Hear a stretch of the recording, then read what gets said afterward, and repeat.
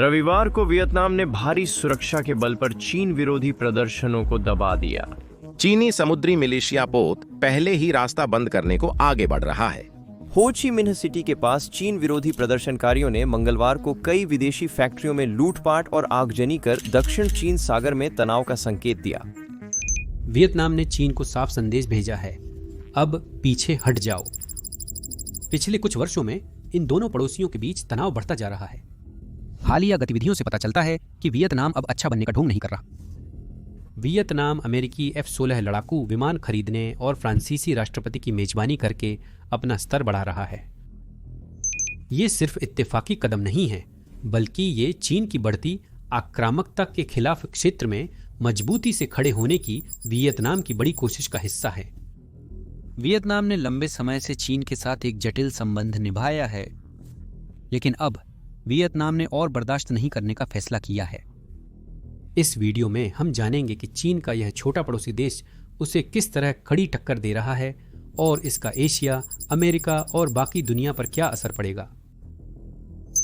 चलिए उस ताजा खबर से शुरू करते हैं जो चर्चा का विषय बनी हुई है।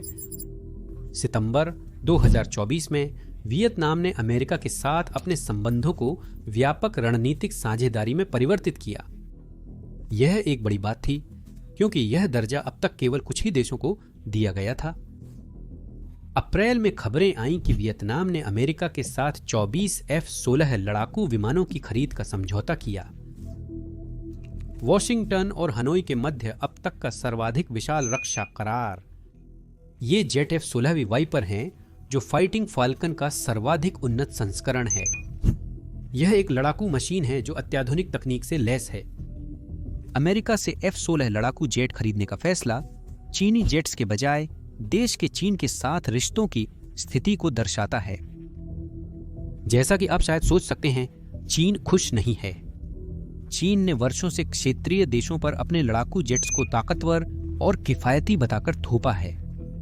वियतनाम का अमेरिका की ओर झुकाव एक स्पष्ट संदेश है।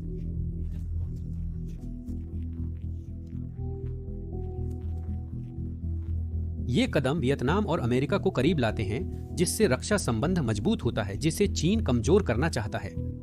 यह राष्ट्रपति शी के गर्व और प्रभाव दोनों को कम करता है। वियतनाम ने कई दशकों तक रूस चीन के सहयोगी से हथियारों की खरीद की है। अमेरिका से खरीद में बदलाव रूस वियतनाम संबंधों के लिए झटका है। इन सब कारणों से बीजिंग परेशान है और चीनी मीडिया ने चेतावनी दी है कि इससे मुश्किलें खड़ी हो सकती हैं। लेकिन वियतनाम पीछे हटने को तैयार नहीं है और उसे इसकी कोई परवाह नहीं है। फ्रांस के राष्ट्रपति इमैनुअल मैक्रों के हाल ही में मई में हनोई दौरे के दौरान एक और बड़ा विरोध का पल आया। मैक्रों ने वियतनाम के शीर्ष नेताओं, जिनमें कम्युनिस्ट पार्टी प्रमुख टो लाम शामिल थे, से मुलाकात की। वो सिर्फ फोटो खिंचवाने नहीं आए थे। उन्होंने दक्षिण चीन सागर में अंतरराष्ट्रीय कानूनों की चीन द्वारा अनदेखी को स्पष्ट संदर्भित करते हुए नियम आधारित व्यवस्था पर बल दिया। फ्रांस और वियतनाम ने ऊर्जा, परिवहन और रक्षा में सहयोग बढ़ाने के लिए समझौते किए। मैक्रोन की यात्रा सिर्फ व्यापार के लिए नहीं, बल्कि वियतनाम की चीन के क्षेत्रीय प्रभुत्व के खिलाफ बढ़ती भूमिका को मान्यता देने का भी संकेत थी। फ्रांस ने तो वियतनाम के साथ अपने संबंधों को व्यापक रणनीतिक साझेदारी तक बढ़ा दिया है, जिससे वह ऐसा करने वाला पहला यूरोपीय संघ देश बन गया है। और अगर विरोध की बात करें तो आइए जानते हैं कि आखिर वियतनाम चीन से इतना नाराज क्यों है। वियतनाम के कड़े विरोध को समझने के लिए हमें संक्षेप में इसके इतिहास पर एक नजर डालनी होगी। सदियों से वियतनाम और चीन के बीच एक जटिल संबंध रहा है। चीन का प्रभाव हमेशा भारी रहा है, प्राचीन श्रद्धांजलियों से लेकर आज के सीमा विवादों तक। दक्षिण चीन सागर सबसे बड़ा विवाद का केंद्र है। दोनों देश एक दूसरे से मिलती जुलती समुद्री सीमाओं और द्वीपों पर दावा करते हैं। पारासेल और स्प्रेटली द्वीप विशेष रूप से मछली, तेल और रणनीतिक महत्व से संपन्न है। पारासेल द्वीप समूह, जिसे चीन शीशा द्वीप कहता है, दक्षिण चीन सागर में वियतनाम और चीन के दक्षिणी तट के बीच स्थित 30 से अधिक द्वीपों का समूह है। पारासेल द्वीपों पर चीन का नियंत्रण है, लेकिन वियतनाम और ताइवान भी इन पर दावा करते हैं। 1974 में चीन ने एक खूनी संघर्ष में वियतनाम से पारासेल द्वीपों पर कब्जा जमाया था। सन 1988 में वे स्प्रेटली द्वीपों को लेकर फिर से लड़े, जिसमें वियतनाम के दर्जनों नाविक मारे गए और चीन विजयी रहा। उस घटना की यादें आज भी जख्म की तरह चुभती हैं, क्योंकि यह मुद्दा अभी तक हल नहीं हुआ है। चीन की हरकतें जले पर नमक छिड़कने जैसी और गुंडागर्दी भरी हैं। दक्षिण चीन सागर में चीन वियतनामी मछुआरों की जिंदगी मुश्किल कर रहा है, जिससे वियतनाम अब परेशान है। 29 सितंबर 2024 को सबसे बुरी घटनाओं में से एक हुई थी। पारासेल द्वीप के निकट 2 चीनी जहाजों ने एक वियतनामी मत्स्यपोत को घेर लिया था। करीब 40 चीनी कर्मियों ने नाव पर हमला कर मछुआरों को लोहे की छड़ों से पीटना शुरू किया। हमले में मछुआरों की हड्डियां टूटीं और एक व्यक्ति बेहोश हुआ। उन्होंने 4 टन मछलियां और मछली पकड़ने का सारा सामान ले लिया, फिर नाव को किनारे लौटने दिया। यह खबर वियतनाम में जबरदस्त हंगामे का कारण बनी, क्योंकि मछुआरे वियतनामी जल क्षेत्र में थे। वियतनामी सरकार ने विरोध दर्ज कराया और मछुआरों की रिहाई व मुआवजे की मांग की। चीन ने आरोपों को खारिज करते हुए कहा कि मछुआरे अवैध रूप से घुसपैठ कर रहे थे। चीन की आक्रामकता मछुआरों तक सीमित नहीं है। चीन ने दक्षिण चीन सागर में वियतनाम की जमीन पर कृत्रिम द्वीप बनाकर अपनी मौजूदगी भी बढ़ाई है। पिछले कुछ सालों में चीन ने रीफ्स को सैन्य चौकियों में परिवर्तित कर दिया है। इसमें हवाई पट्टियां, रडार सिस्टम और नौसैनिक सुविधाएं शामिल हैं।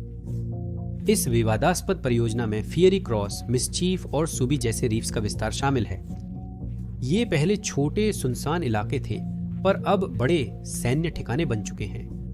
ये द्वीप चीन को दक्षिण चीन सागर में अपनी शक्ति का प्रदर्शन करने देते हैं।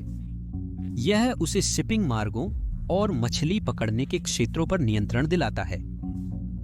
वियतनाम ने द्वीप निर्माण प्रयासों को तेज कर जवाब दिया है।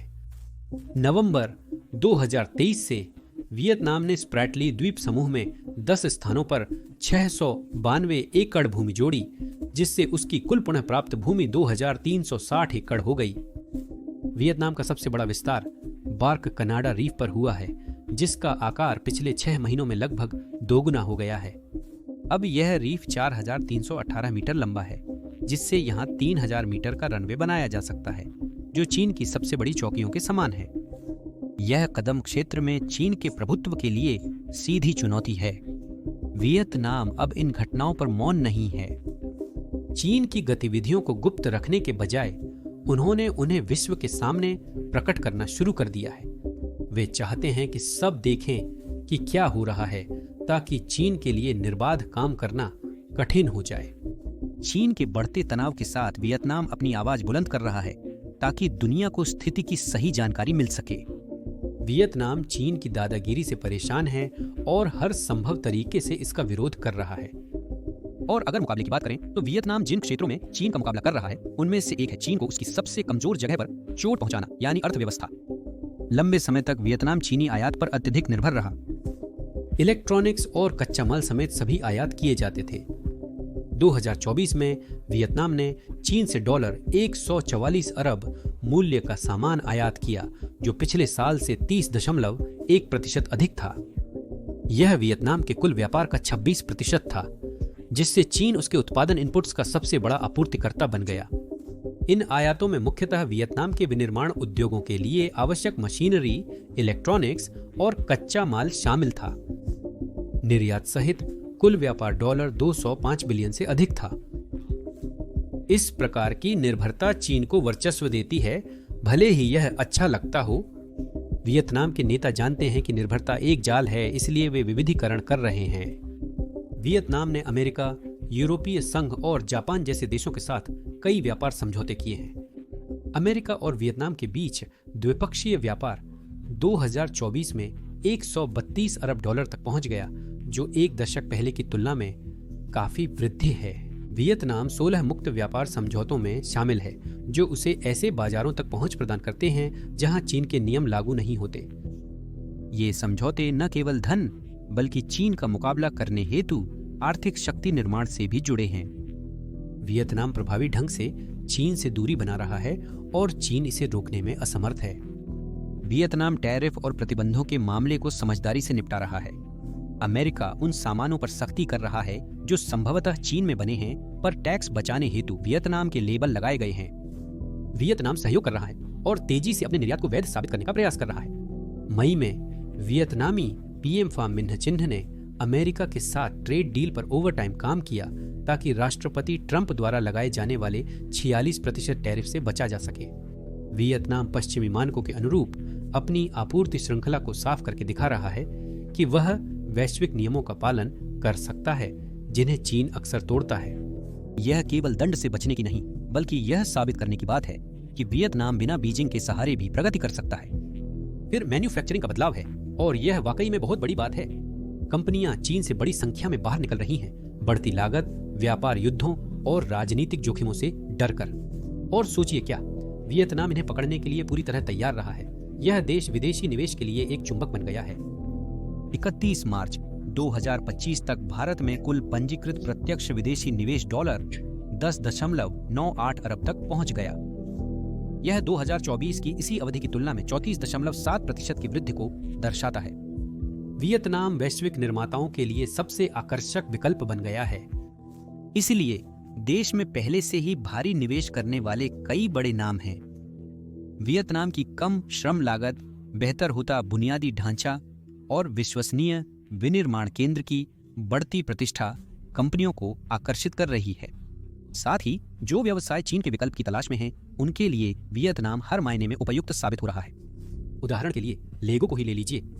डेनमार्क की खिलौना कंपनी लेगो ने वियतनाम के बिन दुयोंग प्रांत में 1.3 अरब डॉलर की विनिर्माण सुविधा बनाई है। यह फैक्ट्री साधारण नहीं है, बल्कि 2026 तक पूरी तरह नवीकरणीय ऊर्जा से चलने वाली उनकी पहली वैश्विक कार्बन न्यूट्रल सुविधा होगी। यह फैक्ट्री हजारों नौकरियां पैदा कर विनिर्माण क्षेत्र में वियतनाम की स्थिति को एक प्रमुख खिलाड़ी के रूप में सुदृढ़ बना रही है। यह निवेश दर्शाता है कि वियतनाम न केवल अल्पकालिक समाधान, बल्कि वैश्विक उत्पादन में एक महत्वपूर्ण दीर्घकालिक साझेदार है। फिर आपके पास टेक दिग्गज हैं। सैमसंग, इंटेल और एलजी ने सभी ने वियतनाम में भारी निवेश किया है। सैमसंग ने भारत को स्मार्टफोन से घरेलू उपकरणों तक अपने प्रमुख उत्पादन केंद्रों में से एक बना दिया है। इंटेल ने हो ची मिन्ह सिटी, वियतनाम स्थित अपने चिप असेंबली और टेस्टिंग प्लांट में बड़ा निवेश किया है। एलजी इस समय भारत में इलेक्ट्रॉनिक्स और घरेलू उत्पादों के उत्पादन पर केंद्रित है। इन कंपनियों ने वियतनाम को एक भरोसेमंद तकनीकी निर्माण केंद्र के रूप में स्थापित करने में अहम भूमिका निभाई है। एप्पल अपनी विनिर्माण को चीन से स्थानांतरित करने के लिए बड़े कदम उठा रहा है, जिसमें वियतनाम एक महत्वपूर्ण भूमिका निभा रहा है। हाल के वर्षों में एप्पल ने वियतनाम में उत्पादन बढ़ाया है, जिससे वह एप्पल के प्रमुख उत्पादों को असेंबल करने का एक अहम केंद्र बन गया है। IPads, MacBooks, Apple watch, home pods और एयरपॉड्स सम्मिलित हैं। चीन पर अधिक निर्भर रहने के बजाय एप्पल अपने संचालन को फैला रहा है और वियतनाम एक शीर्ष पसंद बन गया है। इस परिवर्तन का प्रमुख कारण लागत है। वियतनाम में निर्माण की लागत चीन से कम है। इसका मतलब है अधिक लाभ। साथ ही बढ़ते राजनीतिक तनाव से चीन की सप्लाई चेन प्रभावित हुई है, जिससे एप्पल को विकल्प ढूंढना पड़ा। वियतनाम विदेशी कंपनियों को स्थिर वातावरण, प्रशिक्षित श्रमिक और सरकारी सहयोग देता है। स्वाभाविक रूप से यह एप्पल के विस्तार के लिए इसे एक आदर्श स्थान बनाता है। वियतनाम अमेरिका चीन व्यापार युद्ध से प्रभावित नहीं है, इसलिए यह चीन की जगह लेने का एक उत्तम विकल्प है। 2025 तक वियतनाम एप्पल के वैश्विक उत्पादन का एक बड़ा हिस्सा संभालेगा, जिसमें अधिकांश एयरपोर्ट्स भी शामिल हैं। एप्पल सिर्फ कुछ फैक्ट्रियों के साथ पानी का परीक्षण नहीं कर रहा है। कंपनी ने कई प्रमुख विनिर्माण इकाइयां वियतनाम में स्थानांतरित कर दी हैं, जिससे वह देश इसकी आपूर्ति श्रृंखला का केंद्र बन गया है। कंपनी उत्पादन सुचारू रखने के लिए स्थानीय आपूर्तिकर्ताओं के साथ मजबूत साझेदारियां बना रही है। आईफोन असेंबली मुख्यतः भारत में हो रही है, जबकि वियतनाम एप्पल के गैर स्मार्टफोन उपकरणों के लिए महत्वपूर्ण बन गया है। वियतनाम का परिधान उद्योग भी तेजी से विकसित हो रहा है। नाइकी, एडिडास और H&M जैसी कंपनियां लंबे समय से कपड़े और जूते बनाने के लिए वियतनाम पर निर्भर रही हैं। कम श्रम लागत के कारण वियतनाम कई ब्रांड्स की पसंदीदा जगह बन गया है।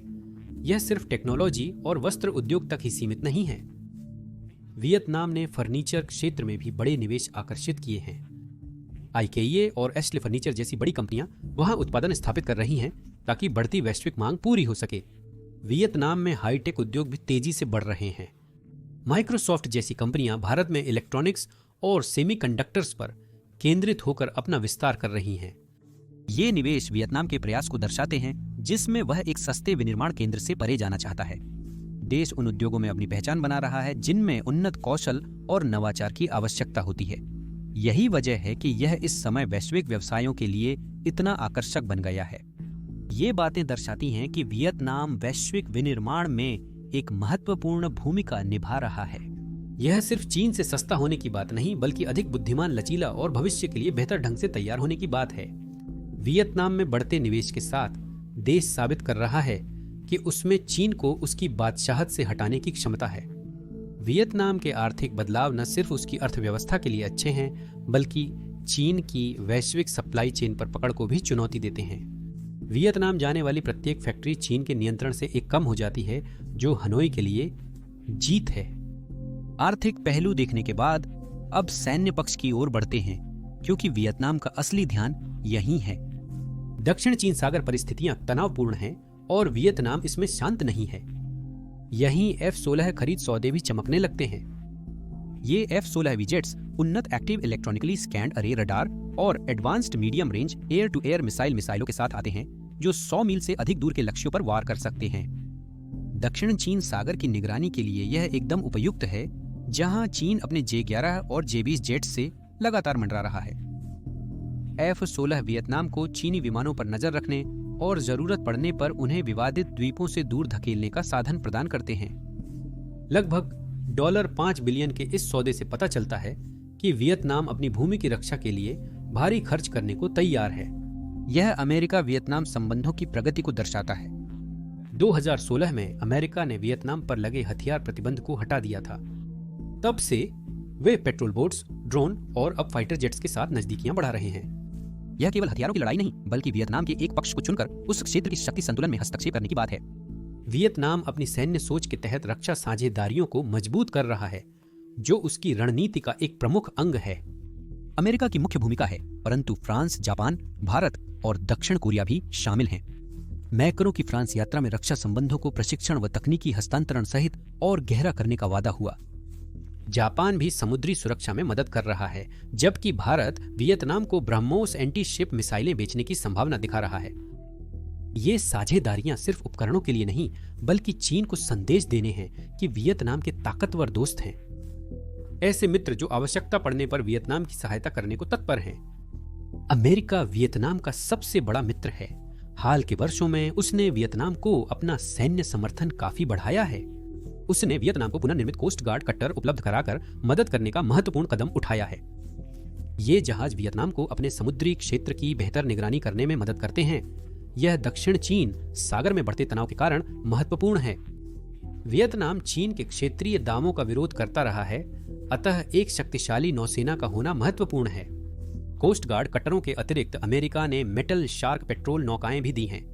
ये छोटी और तेज नावें वियतनाम को समुद्र तट की सुरक्षा और ऐसे क्षेत्रों में अभियान चलाने में सहायता करती हैं जहां बड़े जहाजों का उपयोग संभव नहीं है। वियतनाम को T-6 ट्रेनर विमान भी मिले हैं, जो पायलटों के प्रशिक्षण और देश की वायु क्षमताओं को बढ़ाने में मददगार हैं। ये उपकरण वियतनाम की रक्षा को मजबूत बनाते हैं और भविष्य की चुनौतियों के लिए तैयार करते हैं। हार्डवेयर के अलावा अमेरिका और वियतनाम ने संयुक्त सैन्य अभ्यास और रक्षा वार्ताओं के जरिए अपने सैन्य संबंधों को मजबूत किया है। उन्होंने खतरों और प्रभावी सहयोग पर चर्चा करने के लिए कई सुरक्षा बैठकें आयोजित की हैं। वियतनाम अंतर्राष्ट्रीय रक्षा प्रदर्शनी भी आयोजित कर रहा है। एक दशक पहले ऐसा सहयोग अकल्पनीय था, परंतु अब यह वियतनाम की प्रतिक्रिया का प्रमुख आधार है। यह पारस्परिक संबंध वियतनाम को सैन्य मजबूती और रिश्तों को सुधारने में सहायता करता है। वियतनाम चीन को अपनी ताकत दिखा रहा है और संकेत दे रहा है कि वह अब चीन पर निर्भर या उससे डरा हुआ नहीं है। वियतनाम जेट विमानों के अतिरिक्त गंभीर सैन्य उन्नयन में भी निवेश कर रहा है। वे अपने ठिकानों को मजबूत करने के लिए एंटी एयरक्राफ्ट सिस्टम, रडार और तोपखाने का भंडारण कर रहे हैं। 2024 में वियतनाम ने इजरायली निर्मित स्पाइडर एयर डिफेंस सिस्टम खरीदे। उन्होंने डच निर्मित सिग्मा क्लास कार्वेट्स भी हासिल की, जिससे उनकी नौसेना मजबूत हुई। वे अमेरिकी और दक्षिण कोरियाई सेनाओं के साथ आधुनिक रणनीतियों के प्रशिक्षण ले रहे हैं। यह लड़ाई शुरू करने के बारे में नहीं है, यह रोकथाम के बारे में है। वियतनाम जानता है कि वह चीन की विशाल सेना, सैकड़ों उन्नत जेट और पूरे क्षेत्र की सबसे बड़ी नौसेना का मुकाबला नहीं कर सकता। वियतनाम एक मजबूत रक्षा तैयार कर यह बता रहा है कि चीन की किसी भी हरकत का खामियाजा भुगतना पड़ेगा। प्रभावशाली है ना? वियतनाम की सैन्य गतिविधियां अहम हैं, पर चीन का मुकाबला करने का यह एकमात्र तरीका नहीं है। वियतनाम राजनीति और कूटनीति के माध्यम से बिना लड़े ही पीछे धकेलने के तरीके खोज रहा है। वियतनामी नेता अपनी दूरदर्शिता से दोस्ती निभाते हुए ऐसे तरीके से अपनी बात रखते हैं कि चीन घबरा जाता है। यह ऐसा है जैसे युद्ध के मैदान से मीटिंग रूम में जाना। वियतनाम की यहाँ की कार्रवाई भी बेहद मजबूत है। Vietnam association of south east Asian Nations दक्षिण पूर्व एशिया के 10 देशों के समूह के माध्यम से व्यापक रूप से प्रतिक्रिया दे रहा है। वियतनाम इस समूह में एक नेता बनना चाहता है, सिर्फ चुपचाप बैठना नहीं चाहता। 2024 में वियतनाम ने हनोई में एक बड़ा association of south east Asian nation सम्मेलन किया। पूरे क्षेत्र के नेता व्यापार, सुरक्षा और चीन की बढ़ती ताकत पर चर्चा करने आए। दक्षिण चीन सागर एक प्रमुख विषय था। वियतनाम ने चीन के गलत व्यवहार के बारे में बात की, जैसे मछली पकड़ने वाली नावों को डराने के लिए जहाज भेजना या उन समुद्री क्षेत्रों पर दावा करना जो असल में उनके नहीं हैं। वियतनाम न केवल अपने लिए बल्कि फिलीपींस और मलेशिया जैसे अन्य देशों के लिए भी आवाज उठा रहा है, जिन्हें भी चीन के साथ विवाद का सामना करना पड़ा है। वियतनाम आसियान का नेतृत्व कर चीन को दिखा रहा है कि वह अपनी मनमानी नहीं कर सकता। यह केवल बैठकों की बात नहीं है। वियतनाम आसियान को दक्षिण चीन सागर के लिए नियम बनाने हेतु प्रोत्साहित कर रहा है, जिससे शांति बनी रहे। चीन इस विचार से असहमत है और देरी करता है क्योंकि वह स्वेच्छाचारिता चाहता है। वियतनाम प्रयास जारी रखता है। 2024 की बैठक में प्रधानमंत्री फाम मिन्ह चिन्ह ने कहा कि नियमों को सख्त करना चाहिए ताकि चीन उन्हें माने या उसकी वैश्विक छवि खराब हो। चीन के लिए ये नियम मंजूर करना मुश्किल है क्योंकि इससे उसका नियंत्रण कम हो जाएगा। यदि चीन ऐसा नहीं करता है तो अन्य देश उसे एक समस्यात्मक राष्ट्र मानेंगे। वियतनाम चीन को सुनाने के लिए आसियान का इस्तेमाल एक लाउड स्पीकर की तरह कर रहा है। वियतनाम के नेता अब अधिक मुखर और साहसी होते जा रहे हैं। मई में कम्युनिस्ट पार्टी नेता टो लाम ने संयुक्त राष्ट्र में भाषण दिया। उन्होंने कहा कि देशों को अंतर्राष्ट्रीय कानूनों का पालन करना चाहिए, जैसे 2016 के अदालती फैसले में कहा गया था कि दक्षिण चीन सागर के अधिकांश हिस्से पर चीन के दावे अवैध हैं। फैसले ने फिलीपींस और वियतनाम की मदद की, जो चीन की कार्रवाइयों को गलत और जोखिम भरा मानते हैं। ये केवल बातें नहीं हैं, ये दूसरे देशों को वियतनाम का समर्थन करने और चीन पर दबाव डालने का एक तरीका है ताकि वह रुक जाए। यह एक साहसिक कदम है क्योंकि चीन को आलोचना पसंद नहीं है। वियतनाम अब चीन को मनाने की बजाय कानूनी तरीकों से उससे लड़ रहा है। वह उस दौर से आगे निकल चुका है जब उसे चीन की परवाह थी। 2023 में वियतनाम ने संयुक्त राष्ट्र को एक रिपोर्ट भेजी जिसमें उसने दक्षिण चीन सागर के कुछ हिस्सों पर अपने अधिकारों का समर्थन किया। इस रिपोर्ट में इतिहास और नक्शों के माध्यम से वियतनाम के दावों को वैध और चीन की 9 डैश लाइन के दावों को अवास्तविक बताया गया है, जो लगभग पूरे समुद्र पर हैं।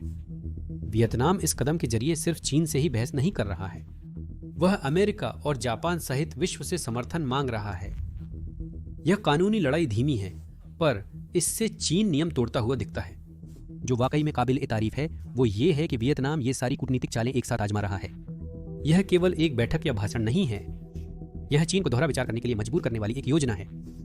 वियतनाम के कदम चीन के लिए बिना परेशानी के आगे बढ़ना कठिन बना देते हैं। चीन अधिक दबाव डालकर आसियान को नाराज संयुक्त राष्ट्र में अपनी प्रतिष्ठा खो सकता है या वियतनाम के सहयोगियों के साथ बड़ा संघर्ष शुरू कर सकता है। यह समझदारी भरी कूटनीति है जिसका इस्तेमाल करने से वियतनाम को कोई डर नहीं है। चलिए देखते हैं कि वियतनाम में क्या हो रहा है, क्योंकि यह केवल सरकार के बारे में युद्ध नहीं है। वियतनाम में उत्साह बढ़ रहा है जिससे देश का माहौल बदल रहा है। वर्तमान में वियतनामी होने पर गर्व है, जिसका एक बड़ा कारण चीन का सामना करना है। लोग पहले भी चीन से नाराज हो चुके हैं, जैसे कि 2014 में जब चीन ने वियतनाम के पानी में एक ऑनियल रिग लगाया था और विरोध प्रदर्शन हुए थे। 2025 में यह भावना और अधिक प्रबल है। सोशल मीडिया पर चीनी उत्पादों के बहिष्कार की मांग हो रही है। यह केवल बातें नहीं बल्कि लोगों की सोच में वास्तविक परिवर्तन है। मीडिया इसमें बहुत मदद कर रहा है। वियतनामी अखबार और टीवी शो चीन की कार्रवाइयों के बारे में कहानियां बता रहे हैं। वियतनाम द्वारा दावा की गई रीफ्स पर मछली पकड़ने वाली नावों को रोकने और ठिकाने बनाने जैसी गतिविधियों को उजागर किया जा रहा है। 2024 में एक सरकारी टीवी चैनल ने 1988 के स्प्रेटली द्वीपों की लड़ाई पर एक फिल्म दिखाई, जिसमें चीनी सैनिकों ने 64 वियतनामी नाविकों को मार डाला था। उस घटना को देखकर लाखों लोग क्रोधित हुए। ये खबरें लोगों को चीन को वियतनाम की जीवन शैली के लिए खतरा मानने पर विवश कर रही हैं। सरकार को इससे कोई आपत्ति नहीं लगती। सरकार मीडिया पर कड़ी निगरानी के बावजूद चीन विरोधी कहानियों को फैलने देती है, जिससे स्पष्ट है कि वह लोगों को ऐसा महसूस कराना चाहती है। सड़कों पर भी यह गर्व दिखा। 2024 में हो ची मिन्ह सिटी और हनोई में हजारों लोग तख्तियों के साथ मार्च करते दिखे, जिन पर लिखा था, चीन हमारी जल सीमा से दूर रहो और वियतनाम मजबूत बनो। ये विरोध प्रदर्शन न केवल समुद्र बल्कि आर्थिक मुद्दों को लेकर भी हैं, जहां चीनी कंपनियां वियतनामी कंपनियों का व्यापार छीन रही हैं। सरकार आमतौर पर विरोध प्रदर्शनों पर जल्दी रोक लगा देती है, लेकिन इन पर वह नरम रही और लोगों को अपना गुस्सा व्यक्त करने दिया। मई में डा नांग में एक बड़ी रैली हुई जिसमें 5000 से ज्यादा लोग शामिल हुए जब एक चीनी जहाज वियतनाम के तेल रिग्स के पास देखा गया था। वियतनाम के लोगों के लिए चीन से जुड़े मुद्दे निजी महत्व के हैं। मछुआरे उन पानी में काम नहीं कर सकते जहां उनके परिवारों ने सालों से मछली पकड़ी है, क्योंकि चीन के जहाज उन्हें वहां से डराकर भगा देते हैं। चीनी सामान की वजह से वियतनामी व्यवसायों का विकास मुश्किल हो रहा है। दक्षिण चीन सागर में चीन ऐसे रीफ्स पर ठिकाने बना रहा है जिन्हें वियतनाम अपना दावा करता है। यह सिर्फ राजनीति नहीं बल्कि वियतनामी लोगों की पहचान का सवाल है। वे महसूस करते हैं कि उनके देश को दबाया जा रहा है और वे मार्च, बहिष्कार या नेताओं के समर्थन के माध्यम से इसका विरोध करना चाहते हैं। जनता का समर्थन सरकार की कूटनीतिक और सैन्य कार्रवाइयों को मजबूत करता है। यह एक बड़ी कहानी का हिस्सा है। जब नेता जैसे कि टो लाम संयुक्त राष्ट्र में बोलते हैं तो वे जानते हैं कि जनता उनसे सहमत है।